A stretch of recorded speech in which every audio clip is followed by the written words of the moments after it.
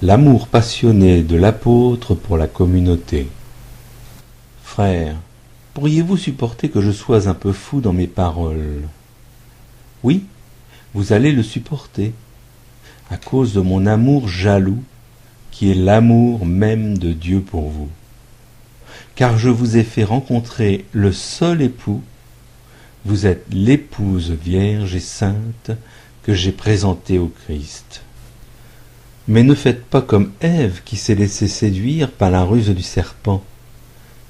J'ai bien peur que, de la même façon, votre intelligence des choses ne se corrompe en perdant la simplicité qu'on doit avoir envers le Christ.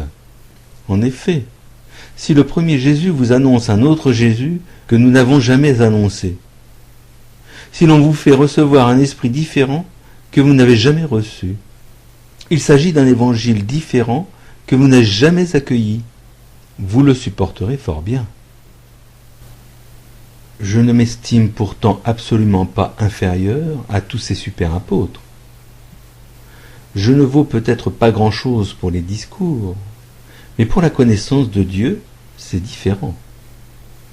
Nous vous l'avons manifesté en toute occasion devant tout le monde. Est-ce que je dois me reprocher de m'être abaissé pour vous élever, de vous avoir annoncé l'évangile de Dieu gratuitement? J'ai appauvri d'autres églises en recevant d'elles l'argent nécessaire pour me mettre à votre service. Quand j'étais chez vous et que j'ai été dans le besoin, je n'ai été à charge de personne. En effet, pour m'apporter ce dont j'avais besoin, des frères sont venus de Macédoine. Je me suis bien gardé d'être à une charge pour vous. Je m'en garderai toujours.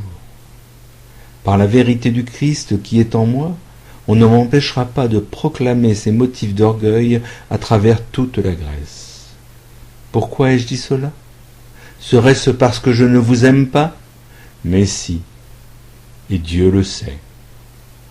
Parole du Seigneur.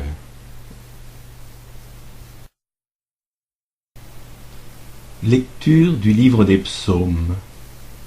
Psaume 110. Les œuvres du Seigneur sont justice et vérité. De tout cœur je rendrai grâce au Seigneur dans l'assemblée parmi les justes.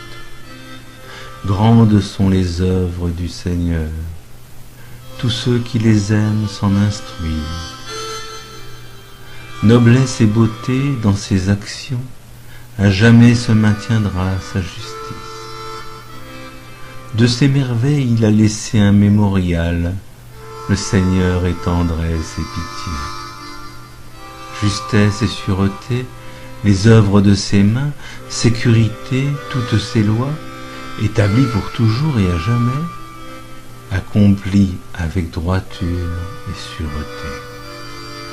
Les œuvres du Seigneur sont justice et vérité.